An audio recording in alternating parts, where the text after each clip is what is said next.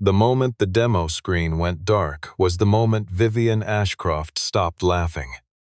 3 seconds earlier, she had been standing at the edge of the stage at the Metro Toronto Convention Centre, still wearing the small, deliberate smile she'd used to close out a joke about a battered laptop.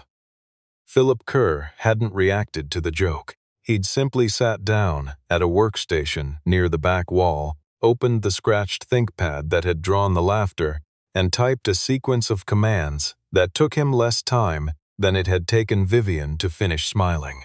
The main display behind her, 4 meters wide, mirroring the live ClearPath platform dashboard, went blank, then came back red. A single diagnostic report, formatted in the flat clinical language of a system audit, appeared in white text on the red field.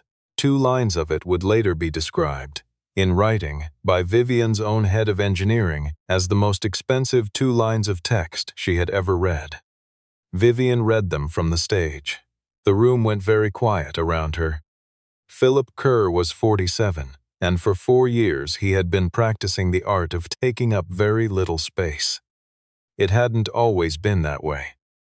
There had been a version of him who drove from Guelph to Toronto on Tuesday mornings with the energy of a man who believed the work mattered, who had written 2 well-regarded papers on layered encryption architecture, cited in conference proceedings, and built a data protection framework over 18 months of evenings and weekends that he was quietly proud of, in the way you can only be proud of something invisible, because it works exactly as designed. He'd been a senior data architect at a mid-size financial services firm in Waterloo, the kind of person colleagues called when something was genuinely broken and not before, someone who didn't perform urgency, didn't manage up, and yet made problems stop being problems at a speed people found faintly unsettling. His wife, Margot, a physiotherapist with a dry sense of humor and an instinct for when he was overworking, had died of a brief, aggressive illness when their daughter Sophie was 4. The grief that followed wasn't loud. It lived in the way he paused mid-task, as though he'd forgotten what he was doing, and in the photo of Margot he kept on the mantel, where Sophie could see it every morning while putting on her shoes. The professional collapse came 8 months later, separately, in the form of a data breach that originated 3 levels above Philip's team, from a misconfigured third-party credential he'd had no hand in. The investigation needed a name. The press needed one too. Philip Kerr's name appeared in 2 national business publications as a consultant involved in the affected systems. Technically true in the way a man who has locked every door in a building is technically involved when someone else leaves a window open. No charges, no explicit accusation, just a name attached to a breach, which in an industry that runs on reputation was enough.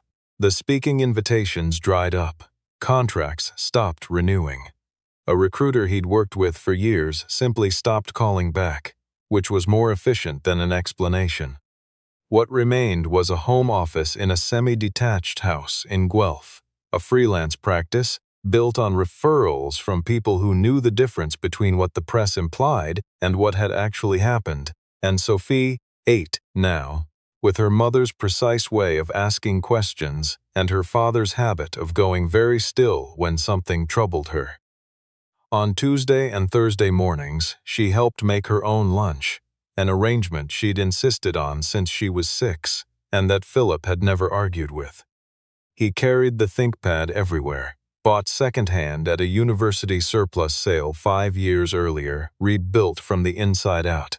New drive, new memory, a stripped operating system holding only what he needed. The case was scratched along one side from a fall in a Winnipeg hotel room, the lid dented near the hinge from an incident he could no longer fully place. It had never once failed him during work that mattered, which was the only metric he cared about when deciding whether a tool was worth keeping. He hadn't planned to attend the ClearPath Summit. Raj Mehta, an old colleague turned independent fintech consultant, called on a Wednesday while Philip was reviewing access logs for a small accounting firm in Hamilton. Raj had spent 3 weeks combing through the architecture documentation. ClearPath, published ahead of its launch, Transparency the company marketed as proof of confidence, and had come away reading it differently. He'd found a pattern in the session management configuration. The way the platform handled token refresh for elevated access accounts left a narrow but real collision window, an interval in which a properly structured request might be validated even after its originating session had been flagged for expiry. He couldn't be certain without watching the system live. He asked Philip to come. Philip said no. He had a firmware audit due Friday and a school concert Thursday evening he wasn't going to miss. Raj called again with one more thing. He'd cross-referenced ClearPath's published encryption methodology against a 6-year-old public repository archive, and the resemblance, not a copy, nothing a lawyer could act on outright, but unmistakable to anyone who understood the underlying architecture, was to a framework Philip Kerr had published open source under a permissive license before the breach, before any of it. Philip was quiet for a moment, then he said he'd come. He brought Sophie, since the concert was Thursday and the summit Friday, and her usual Friday sitter had a family thing.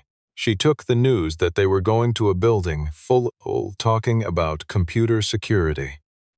With the same considered nod she gave most explanations of the adult world, and packed her sketchbook and the pencil case, with the horse on it, that she'd picked out herself.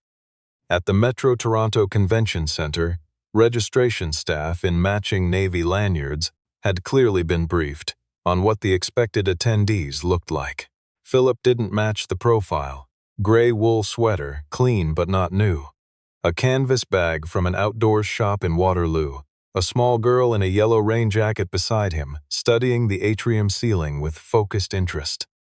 The staff were courteous in the careful way people are when they suspect an administrative error. They checked his invitation twice and called a supervisor, who found the registration valid in the secondary system. Raj had listed him under the technical attendee category, with floor access for the pre-launch demo. While this was being sorted, a man from ClearPath's communications team, lanyard reading Media Liaison, glanced at the ThinkPad, visible through the top of the canvas bag, and murmured something to the colleague beside him, not meant to carry, just the kind of remark people make when they think they're speaking inside their own bubble. Something about hoping they weren't letting the public wander in off the street, because whoever that was looked like he'd come to claim a lost umbrella. The colleague laughed, brief and reflexive. Sophie looked up. Her hand found her father's and tightened around it in the specific way that told him she'd understood exactly what had been said, even without the vocabulary for it.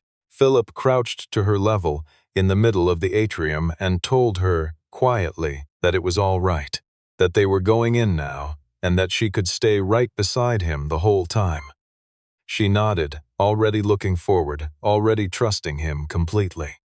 Vivian Ashcroft arrived at the registration desk 19 minutes later, coming off a press walkthrough with the composed forward motion of someone who has been the most prepared person in most rooms since her early 20s, and has learned to treat that as a natural state. She was 33, and ClearPath Financial Technologies had grown out of a gap she'd identified in graduate school.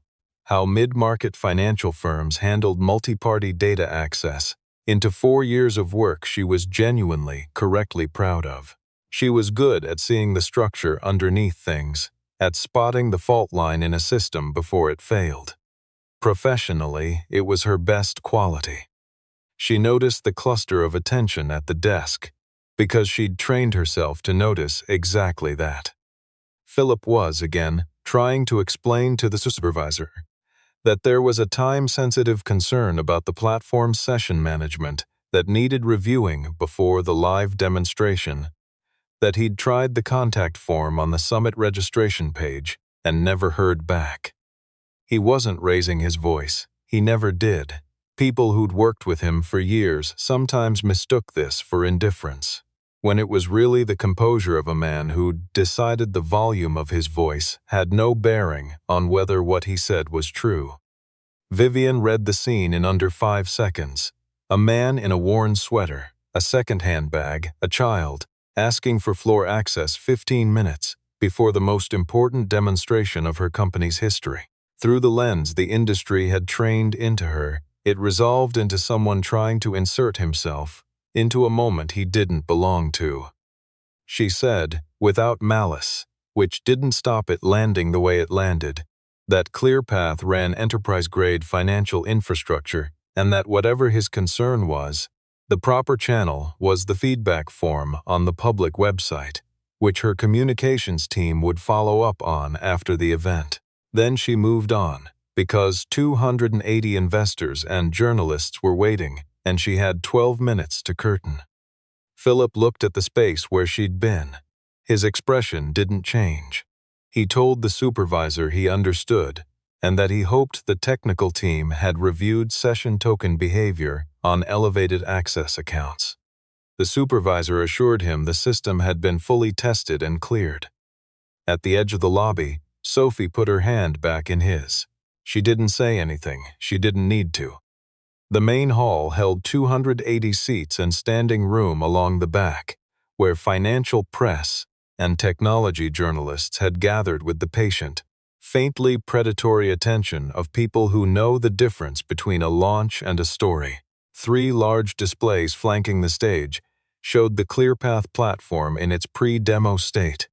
Charcoal and silver, clean enough to announce, through design alone, that its builders understood what professional financial software was supposed to feel like.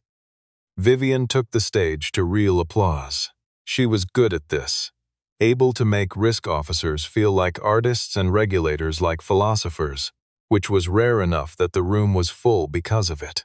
She moved through the overview, the use cases, the competitive positioning, and arrived at the live demonstration with the rehearsed precision of someone who has run this sequence enough times that muscle memory and real conviction have become the same thing. Near the back, Sophie sat cross-legged on the floor beside her father, sketchbook open, drawing a bird with an elaborate tail.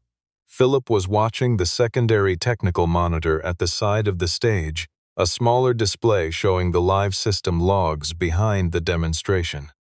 He'd seen this pattern before. 5 years earlier, reviewing a contract for a pension fund administrator in Ottawa, he'd found the same signature.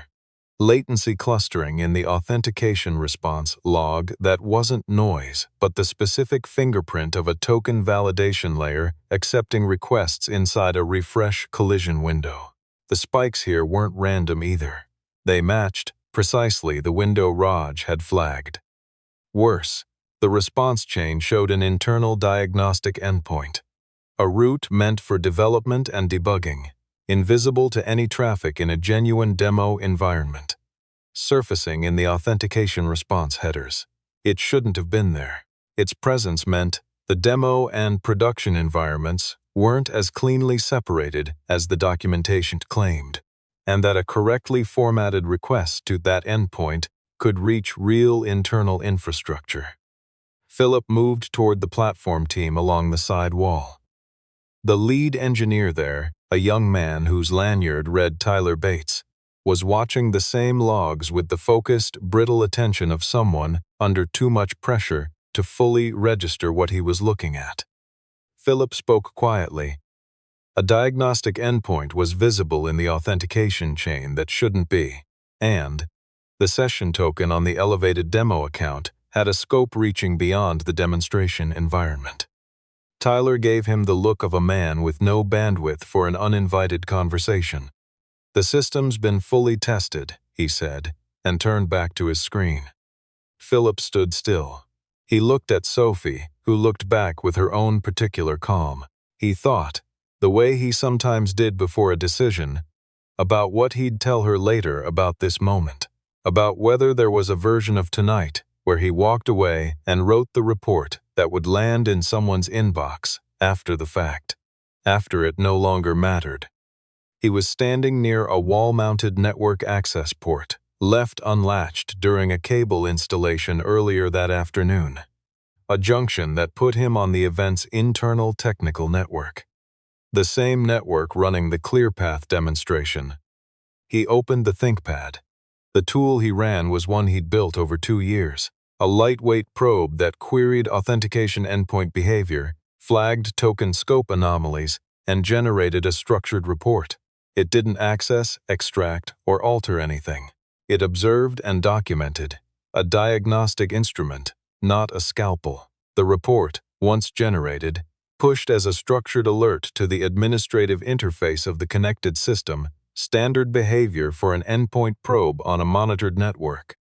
What Philip had noticed, and no one on the platform team had, was that the team's administrative monitor was mirroring its output to one of the 3 main stage displays. A routing error invisible during setup because both feeds showed the same dashboard, until a second input arrived. The main display changed. Silver and charcoal vanished.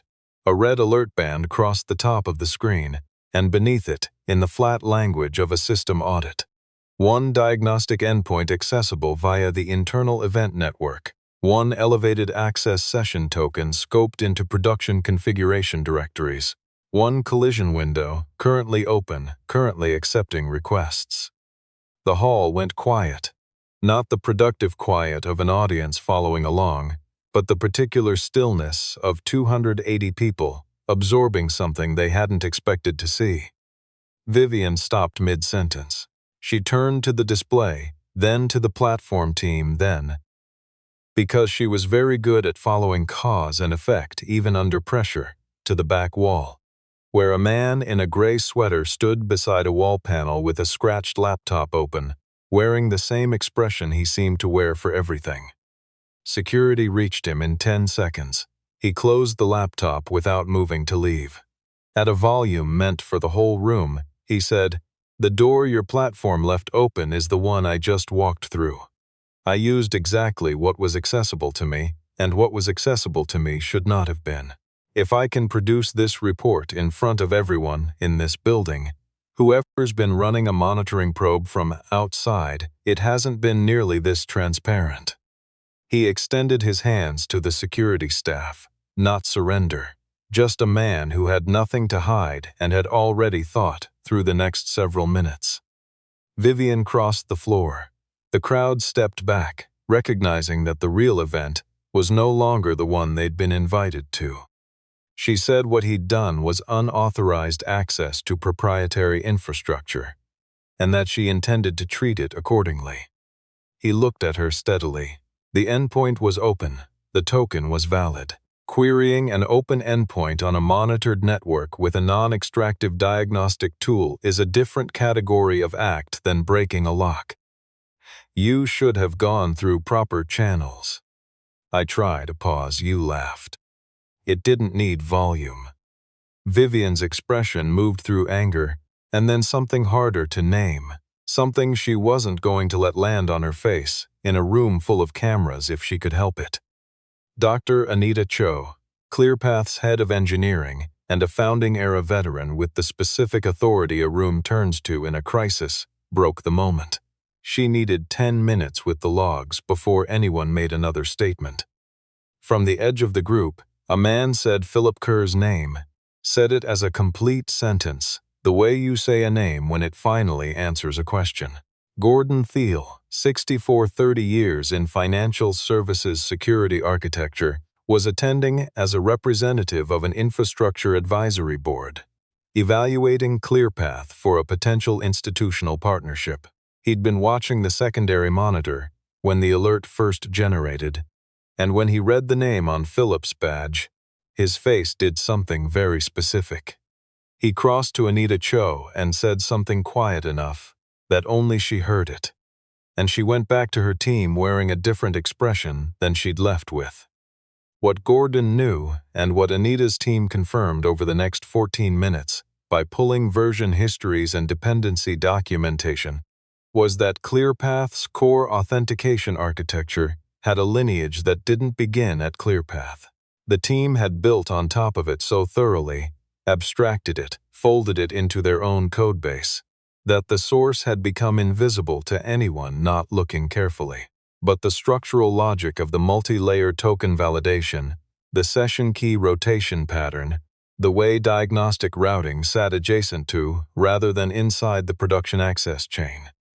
These carried the clear architectural signature of an open-source framework. Philip Kerr had published 6 years earlier, under a license that permitted commercial use but required attribution. There had been no attribution. The logs themselves were complete and unambiguous. The tool had queried and reported, nothing more. Tyler Bates read the full file twice and said, to no one in particular, that if someone with less transparent intent had found that endpoint before the demo started, the sample client data would have been reachable from outside the building. He said it like the plain fact it was. Anita brought the summary to Vivian, who read it standing at the side of the hall, completely, without skipping, the way she read everything. When she finished, she was still for a moment. She had built her career on pattern recognition, and she was now applying it to herself, which was harder. It was a pattern she'd recognized and rejected once before. At 24, at a firm where senior partners routinely discounted analysis from people whose appearance didn't match the room's expectations. She'd promised herself she wouldn't become that. She thought about what she'd said in the lobby, and where she'd said it, and the small girl in the yellow rain jacket who'd been standing beside her father when the laughter happened. Philip was seated on a bench near the technical station, Sophie asleep against his arm, her sketchbook open across her knees, the bird with the elaborate tail half finished on the page. When the noise and sudden crowd movement had frightened her earlier, he'd set the laptop aside without a word, lifted her, held her until she calmed, and settled her gently back, without checking who was watching, without managing the moment. Vivian had been one of the people who saw it. The CEO who'd swept through the room minutes earlier had vanished, and what was left was a man with a sleeping child against his shoulder and a worn canvas bag at his feet. The second threat surfaced at minute 17 of Anita's post-incident review. A structured pattern of connection requests from an external IP, targeting the same diagnostic endpoint. Not random, but formatted with the escalating sophistication of a system probing token classes, moving closer. It had started while the summit was still underway. Someone outside had been watching the event network and found the same open door. This wasn't a 14-line diagnostic script. It was something with intent. Anita brought it to Vivian, who looked at the log for 4 seconds. Her team had the competence to close the vulnerability, but the hall was still full of people. Press attention had fully migrated from launch story to incident story, and the pressure was slowing exactly the coordination the moment needed. Vivian crossed to the bench. "If you can stop it," she said, "I'm giving you full technical authority for the next 15 minutes. Philip took the measure of it, then said, "Everyone steps back from the network stack. No one touches my machine. First, isolate the administrative interface from the stage display feed. I'm not working in a hall full of cameras with a live mirror running." Vivian relayed it to Anita. It took 35 seconds to clear the configuration and 6 minutes for Philip to finish the rest, isolating the diagnostic endpoint at the gateway, invalidating the over-scoped token and issuing a correctly scoped replacement, forcing a session key reset, manually verifying every directory the collision window had exposed, confirming no data transfer had occurred during the external probe, and setting an alert threshold on the affected address range. A second pass confirmed the endpoint was genuinely closed, not just returning a timeout an attacker could retry against. The external requests stopped resolving. He closed the laptop. "Your documentation had this endpoint marked disabled," he told Anita. "Someone changed the setting without updating the record. That's where it started." While he worked, Vivian had managed the room, holding the press in place, speaking to the 4 largest investors for 2 minutes each, with directness rather than reassurance, refusing to assign public blame to her engineering team, describing what had happened as exactly what it was. A security audit had found a genuine vulnerability, and it was being fixed completely in real time. The investors stayed. They knew the difference between a company managing a problem and one hiding from it. When Anita confirmed the system was stable, she said so aloud, and the exhale that followed the room was audible. Vivian returned to the stage without notes. The person who secured this system tonight is someone I misjudged the moment he walked into this building, she said. He came here to tell us something was wrong. I didn't listen because of what he looked like and what he was carrying, and I said something unkind about that in front of people who were watching. He was right. I was wrong. That's an uncomfortable thing to say up here. I'm saying it because it's accurate. She gave his name the same weight Gordon Thiel had used, as though it carried information the room needed to hear. Gordon, at the back, nodded once. Tyler Bates stood against the wall and didn't move. Philip heard his name from the technical station, where he was confirming the alert threshold was behaving. He didn't look up immediately, and when he did, his face was unchanged, present, attentive, unperformed. The attribution moved through the room the way information moves through technical people, face to face, each one running its own recalibration. The man they'd laughed at in the lobby wasn't a stranger to the system. In a structural, foundational sense, he was one of its authors. The borrowed meeting room on the second level had a west-facing window and flat, late-afternoon light. Vivian asked to speak privately. Philip agreed, settling Sophie in the adjacent lounge with her sketchbook and a juice box first. Vivian was standing when he came in. She sat when he did and asked him plainly what he actually wanted, not framed as an offer, just the question. He considered it. Work that uses what I actually know how to do. A schedule that lets me be at school pickup at 3:30 without it being a weekly negotiation. A team that treats a problem raised honestly as useful information, not a threat to whoever's presenting. A pause, and credit where it's owed, not retroactively going forward.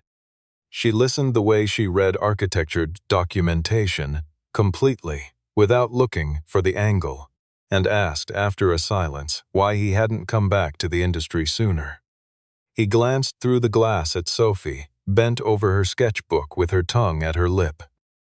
When the grounds moved under everything, and you've got a child relying on you, getting through the week without anything falling over counts as success. That's not a complaint. It was just the unit of measurement for a while. She said she understood simply and didn't follow it with anything else, which was the right response. The offer came 3 minutes later. Senior security architecture consultant, reporting to Anita Cho, full access to the engineering team, technical autonomy on all platform security reviews, flexible scheduling written into the contract, 6-month initial engagement with mutual review. She added, and this was the part he listened to most closely, because it told him something true about her, that she was building a structured channel for anyone, inside the company or out, to raise a technical concern and have it reviewed by someone with the authority to act on it. Not a policy statement, a correction to a failure she'd identified in herself. He recognized the difficulty in that, and that she was making it without putting distance between herself and the moment that had forced it. He said he'd consider it. She said she expected nothing less. On the way out, Sophie showed him her drawing. The bird had acquired a second set of wings and a rather thoughtful expression. He told her it was very good. She accepted this with the seriousness of someone who agreed, but was still deciding whether the expression was quite right. At the door, he looked back once. Vivian was already at the window with her phone, already back inside the next problem. Without lifting her eyes, she said, "Thank you, not only for what you fixed." 4 days later, Philip sat at the long table by the window in the public library branch 2 streets from Sophie's school. The table the librarian kept open for him until 9:30 on weekday mornings, an arrangement she'd started without discussion. After the 3rd or 4th time she'd seen him arrive, with a child on his shoulders and a laptop bag over one arm, and which he'd thanked her for with real, specific gratitude. He was reviewing a network configuration report for a dental practice in Cambridge when the door opened. Vivian wasn't dressed for a summit. Coat, scarf, 2 cups from the corner cafe, and had the look of someone who'd decided to walk over before fully settling what she meant to say. She set 1 cup in front of him. She'd been going through the incident documentation, she said, and the attribution on the encryption methodology, tracing back to his original published work, was going to require a formal correction across ClearPath's platform, documentation, and licensing disclosures. Legal was handling it. She wanted him to hear it from her before it was finalized. Then she held out his convention lanyard, found on the floor near the technical station during cleanup, must have come loose in the crowd movement. She could have sent it through the events team. They both understood that. He set it beside the ThinkPad. She looked at the laptop, the scratched lid, the dented hinge, the worn corners, the way you look at something once you finally know what it is. She hoped he'd take the offer, she said. Anita had specifically asked her to say so, and Anita, in her experience, didn't say that kind of thing unless she meant it precisely. She didn't stay long, 4 o'clock back at the office, and said so plainly because she'd decided, or was in the process of deciding, that she'd tell people her actual reasons for things from now on, and this was close enough to already being true to hold. Philip watched the door close behind her. Outside, the November light was shortening early, foot traffic picking up as the school run hour approached. The particular quality of the day that meant Sophie would appear at the end of the block in about 20 minutes, hands in her pockets, thinking about something. He looked at the lanyard beside the laptop, at the cup still warm in his hand. He was 47, and there were things the last 4 years hadn't given back and never would. But the ground, these past 4 days, felt different in a way he wasn't going to try to name. Some things were better understood by leaving them alone and letting them settle. He picked up the cup, opened the ThinkPad, and went back to the dental practice report with the quiet, unhurried focus of a man who knows exactly what he's doing and why it matters, and doesn't need anyone in the room to confirm either. Outside the window, the street ran its late afternoon sequence. In a few minutes, Sophie would be in it. That was sufficient.